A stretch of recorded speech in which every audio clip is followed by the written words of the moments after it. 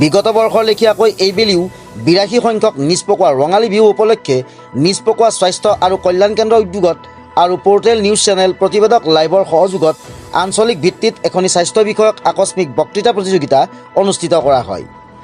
আজি দিনৰ ১ বজাত সুস্বাস্থ্য সম্পৰ্কে সজাগতা বৃদ্ধি কৰাৰ উদ্দেশ্যে পকোৱা হাইস্কুল খেলপথাৰ বিহুতলীত অনুষ্ঠিত হৈ যোৱা এই প্ৰতিযোগিতাত প্ৰথম শ্ৰেণীৰ পৰা দ্বাদশ শ্ৰেণীলৈ প্ৰায় অৰ্ধশতাধিক প্ৰতিযোগীয়ে অংশগ্ৰহণ কৰে।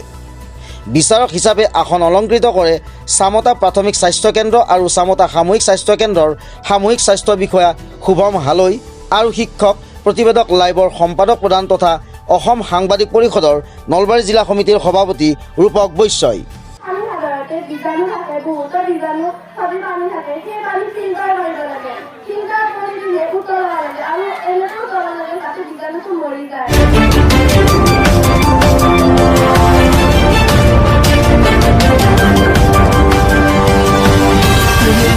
প্ৰতিবেদক লাইভ পোহৰৰ দিশে এখোজ।